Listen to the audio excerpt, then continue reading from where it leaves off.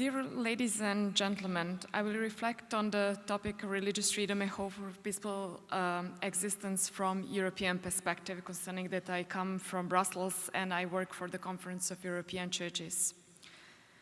Human rights, democracy and rule of law has been very important in European history, as has been widely recognized.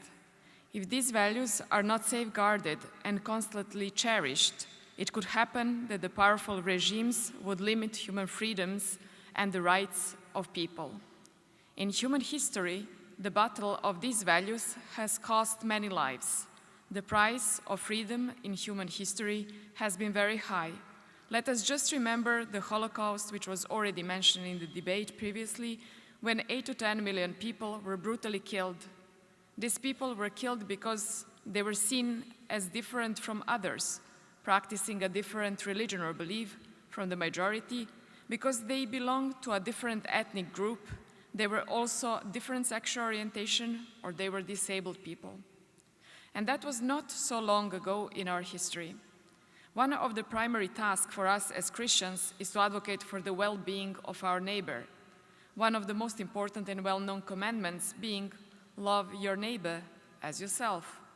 Surely, we can only say that we love our neighbor if he or she has all conditions to exercise its freedom. Another question is what one does with its freedom. One could use that freedom to do good things for the world, but also freedom could be used for doing harm to the others or him or herself. It is up to every individual how he or she is using his or her freedom, but the crucial is that the freedom is God-given. Some challenges concerning religious freedom and peaceful coexistence. The link between religious freedom and peaceful coexistence is very tight. The connection between freedom of religion or belief and peace can be seen and it's stated in International Covenant on Civil and Political Rights and its preamble. It says, considering that in accordance with the principles proclaimed in the Charter of United Nations, recognition of the inherent dignity and of the equal and inalienable rights of all members of human family is the foundation of freedom, justice, peace in the world. If human rights and religious freedom are not well established in a society, it is very hard to imagine that there would be peaceful coexistence. The question is why? It is for a very simple reason. If there is no clear legal framework to regulate this specific right to religious freedom, it's very easy to instrumentalize religion for political purposes and to create double standards. By double standards, I mean that the governmental institutions and human rights monitoring processes can focus on certain countries while turning a blind eye to others which suffer from the same or similar human rights violations. What do I mean by instrumentalizing religion? Well, politicians, for the purpose of being elected or re-elected, may misuse religious leaders and communities to obtain political support during campaigns, which is neither good for politicians or for religious communities. And what role can religions play in all of this? If there is full implementation of the right to freedom of religion or belief and human rights in general, there will be less chance to develop the conflict, what means that there will be suitable climate for the economic development where religious can bring their ethical perspective and help to the prosperity of the society.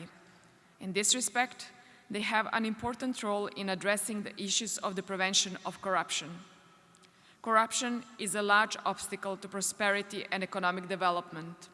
Sometimes, in this matter, people need to choose between ethics and economic development. The fundamental truth is that if we treat people the way we would like to be treated ourselves, we would have much more benefit in terms of economic development. The higher the risk of poverty in a country, the more fertile the ground for conflict. A strong human rights culture protects society from conflict situations, ensuring a positive climate for economic investments and the growth. As soon as there is a conflict in a country, there are massive economic impacts for the country and for its neighbors. Therefore, religious organizations do have all ethical potential to help the prevention of corruption and the conflict in the society. In Europe, let's see what are the challenges for the peaceful coexistence. One of the challenges for peaceful coexistence is violation of human rights and religious freedom. We can still see in Europe one of the most visible violations of religious freedom taking place in northern part of Cyprus, which became member of the European Union in 2004. There is still tense struggle in Cyprus with access to its places of worship, shrines, monasteries, and monuments, which are in many cases in a state of collapse. There are still unanswered questions raising from the Turkish invasion of the northern part of Ireland in 1974, with missing people and the question of return of the property which is under Turkish control since then. After Turkish invasion, the fate of Christian churches and monasteries is the following. 125 churches have been turned into the mosques. 67 have been turned into the stables or hay warehouses. 57 have become museums, cultural centers, or hotels. 17 have become hostels, restaurants, or military warehouse. 25 have been demolished. 229 have been totally desecrated. The Church of Cyprus has opened its representative office in Brussels in order to take their struggle for human rights to the European Union, and they work very closely with the Conference of European Churches to reach their goals for the peaceful coexistence of Turkish and Cypriot communities in Cyprus. On the other hand, there are also tremendous challenges for religious freedom or belief in Turkey itself. On the other hand, for the churches and other religious communities in Turkey, international standards on religious freedom are still not being fully implemented. As observed by Dr. Mine Yildirim from the Norwegian Helsinki Committee in Turkey, Alevis worship are not considered as places of worship. The Baha'is faith and Jehovah's Witnesses are not religions, and the conscientious objection to military service is not accepted as manifestation of religion or philosophical belief.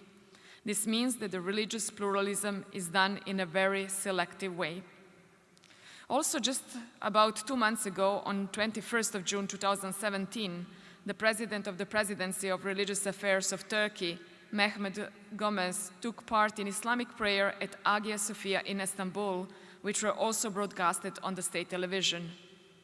First built as a Christian church, then later converted to a mosque, Hagia Sophia was opened as a museum in 1935, following the orders from Mustafa Ataturk, the founder of the Turkish Republic. As a museum, no prayers in any tradition have been held since 1935. The Conference of European Churches urged Turkish authorities to assure the continuation of this unique role of Hagia Sophia and to ensure positive climate for the open and transparent dialogue among religions in Turkey and for peaceful coexistence among all people living there. I would like to return to a very specific situation in Ukraine that we face. On the 18th of May 2017, the Ukrainian parliament was scheduled to vote on 2 bills, number 4128 and 4511. The first one had an aim to introduce into the religious legislation a vague notion of a person's belonging to a religious community on the basis of some self-identification. Those who belong to a religious community, whoever may claim this title, were to be granted a right to change the statute of a community by simple majority vote. The new bill, in fact, proposes to legalize the practice of referendums with participation of all the inhabitants of a settlement who claim to belong to this religious community. The second one, on the special status of religious organizations whose governing center are located into the state recognized by the Ukrainian parliament as aggressor states, proposes to impose on all the communities whose centers of canonical subordination are located in Russia, that is primarily the communities of Ukrainian Orthodox Church, as a certain special status involving the essential deprivation of rights. Again, here, we had a situation where the peaceful coexistence of religious communities was put on the test by the state.